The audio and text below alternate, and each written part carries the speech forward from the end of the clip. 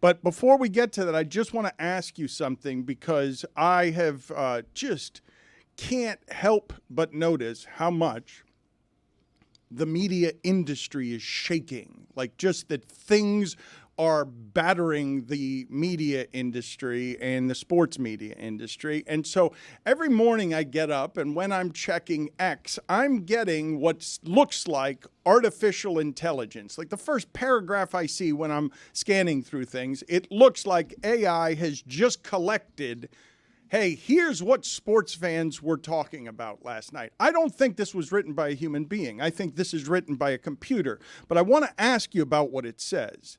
Fans slam ESPN's NHL playoff coverage. On May 21st, 2024, social media users expressed dissatisfaction with ESPN's NHL playoff coverage, criticizing issues such as audio-video synchronization problems, poor camera angles, and a perceived lack of focus on the game itself.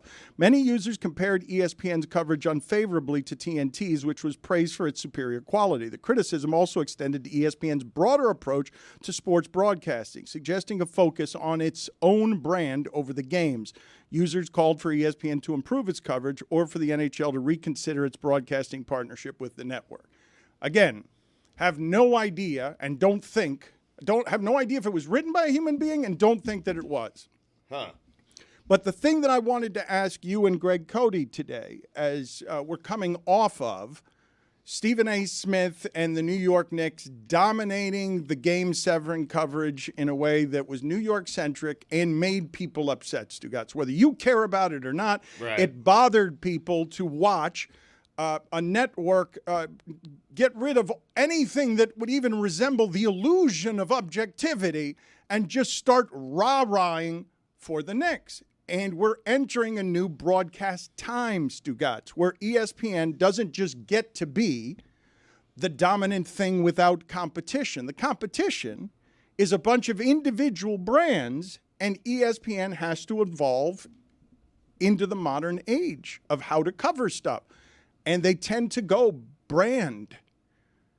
And they tend to go and reward right now, they've always avoided this, personalities. And so it stops being about the game and it starts being about Stephen A. Smith talking on the entire network about whether he would score a basket against LeBron James if they were playing to 100 points and Stephen A. Smith was up 99-0. They covered across the network, and then people get mad because there are other places they could go to get something that feels more nutritious than that.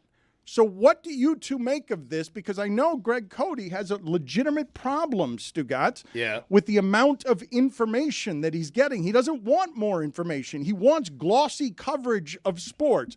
What is it that you're objecting to in baseball? What is the statistic that you don't like or the tracking that you don't like now? Yeah, it's like something, the StatCast bat index. Like how hard the ball comes off the bat and stuff like that.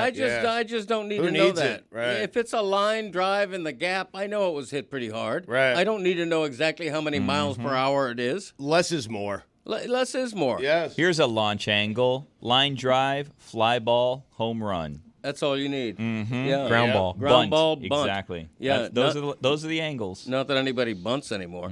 I think when you bunt, I think when you reach base on a bunt, you should get to take third. Really? Yeah, that's how rare Two bunts extra are. bases, huh? Yeah, I like that. So. What if you advance a runner to second? Do you skip them? I hadn't thought that far ahead. I gotta brainstorm. I gotta workshop that one. Yeah. So what my Tuesdays tend to be like is intellect, less is more. Information, less is more. Put it on the poll, Juju, at Le Batard Show. When it comes to information and intellect, is less more? Because what Greg Cote and Stugotz are advocating for is we get to dominate the media knowing nothing. We don't want to learn anything else. We have enough. We're at capacity. What we know is the most that there is to know, and we do not need any more information to do our jobs poorly. Correct. Why amass so much knowledge? You can't take it with you when you're gone. That's correct. You got to be selective. You know, the human brain can only store so much. That's right. And I challenge Le Batard to tell me what is the value in knowing how fast the ball has left the bat. You know how hard people are hitting a baseball, and it takes some of the randomness out of whether you're getting a bloop. If you hit the ball well, the result doesn't necessarily matter. If you hit it 110 miles an hour and it just happens to catch the third baseman's glove, you're out, but it doesn't mean that you had a poor at bat. What if we just measured it in Greg's measurements of pretty hard, not that hard, really hard? I think that might be helpful instead of numbers. Yes. What about placement? How about that? Yeah. Like, take a little off the swing speed and place it in a place that it's not going to get caught. How's that sound? Okay, excellent. Yes, you should play baseball with a spatula because you're so good at it. You can hit a 100-mile-an-hour fastball into left field, just drop it in there because you're so good at sports. The way Tony Gwynn did it, the way Wade Boggs used to do it. That's all I'm saying. I can't do it, but they could. Hitters used to be craftsmen. Yeah, that's They used to craft Oh, the ball. yes. Just swing as hard as you can now and hope to make contact. Exactly. Oh. And the problem is, Le Batard over here, he would rather hit a 100-mile-an-hour line out than a beautiful Texas leaguer that's soft, drops softly over the Seeing second eye baseman. single. Love it. Yes, Texas leaguer. thank you. I mean, Dan, think about it, because you get rewarded. You don't want to think about it. Well, I want That's you to what this think about whole- it. I don't want to think you about don't it. want Right. to think No, about you it. just But I think want about you to it think now, about it, and then the right. thinking's done during the game. but- Imagine the pace of baseball, how quickly it would be if we weren't clicking our calculators the whole time trying to figure everything out. Right. Yes. I want to ask you guys what you want from your coverage. Like, I'm legitimately asking this, understanding that there is no consensus. I will remind people that Stain and his army made a lot of money off of criticizing ESPN before it was fashionable.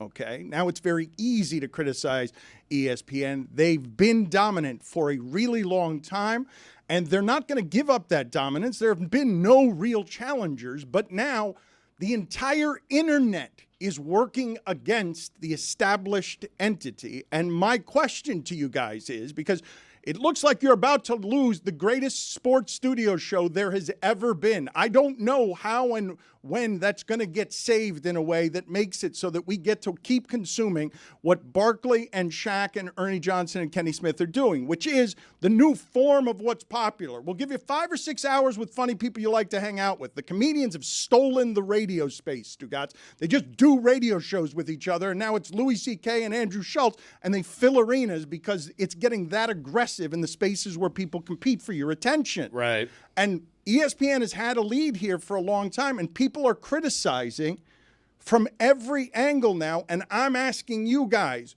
what do you want from ESPN? Because they're moving out of journalism. That's been the case for a while. And you saw nothing on Sunday that indicated anything that resembled objectivity. That ABC, Disney, and ESPN conspired to give you something New York-centric that was brazen for ratings. I don't blame them, but what do you want? I want the games. What happens before the games? What happens after the games? I know people care about that stuff, Dan. I don't. I want the games. ESPN has the games. Therefore, I go to ESPN to watch the games. If Stephen A. Smith wants to make it about Stephen A. Smith before the game, God bless him. If he wants to do it after the game, God bless him. If everyone wants to be a fan and stop being a journalist, great. I arrived there 10 years ago. Welcome to the party, okay? That's what I want. I want the games, and they give me the games. Okay, but around all the games, there are things that are being complained about that represent our industry. The games are easy, Stugotz. Right. Anybody who's got the games gets numbers. That part is easy, and that part you want. But all around it, there are people talking and covering those games. And I will ask you again, you don't want any information, entertainment, nothing. You just want games, games, games. You've checked out on all of the talking around sports. I mean, I love a good pregame show. I love what, Ernie and Shaq and Charles and Kenny do on TNT. I love College Game Day. I love that stuff because it's entertaining. So go ahead, entertain me. Like, I might watch your pregame show. I might not. Sometimes it's on. Sometimes it's not. The definition for that is not the same for everybody. Entertainment in sports, it's not the same, and it's changing. I understand that, but the only thing I'm taking seriously are the actual games. I'm not taking anything seriously on the front end or the back end. Fandom bleeding into these broadcasts doesn't bother me one bit, but I don't come from journalism. Like, I could see it bothering my dad and Dan more than it bothers me. For me, Stephen A. going crazy with Spike Lee is just more entertaining, so I'm cool with it. I'm not the one who's complaining about this. I'm waking up to the complaints. They're not mine. They might be artificially generated, but somebody's complaining about coverage. Why do you think the complaints are bad, though?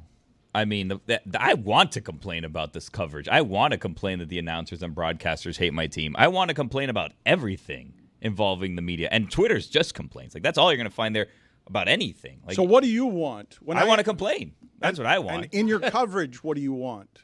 I just want to watch the game, and then I want to hate the broadcasters because that's part of the fun. That's sports. You see them saying something that you disagree with, and you're like, this person is a such and such, and I don't want to hear them say this about that. Oh, Pablo, before you came on, we were talking about a couple of things I wanted to get your opinion on. Lady Bucks. What do people want from their sports coverage? It's a general question, but sports fans, we're in dramatically changing times, and it seems like every broadcast has a whole bunch of complaints about what the broadcast is. The modern age, the new sports fan of tomorrow, what do they want from their sports coverage? I think they want their sports coverage to make them feel like the thing they're about to watch is the most important event on the world, on the globe, in the world, in the universe. I think that what NBC got right, what am I nostalgic for? I'm nostalgic for those NBC, NBA, Bob Costas essays, Dan. You remember those? Yeah. Where it would be him for like 2 minutes setting up the stakes that made you feel like you're about to watch a clash of civilizations.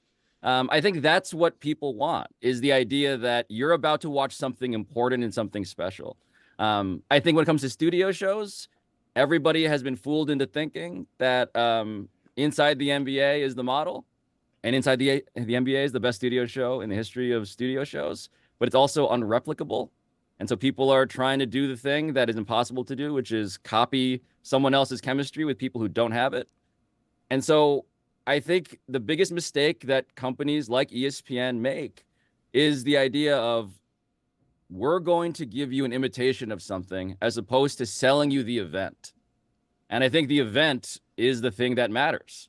As much as I want to be, a pro gas bag job creator, I think you got to focus on the event. Didn't ESPN do that, though, on Sunday? I mean, it was, for New York, the biggest event on the globe. I mean, I don't want to just criticize ESPN's studio coverage, but I would say that if you watched it and you watched Stephen A's tunnel walk, it was great for memes and bad for everybody else.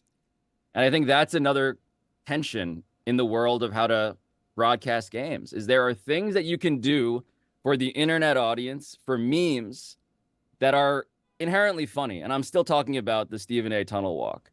But to insert it into the presentation of, here is the most important game in New York City, you could argue, in 50 years, since 1973, I think that was a miscalculation. Even if it was tongue-in-cheek and funny and something that I laughed at,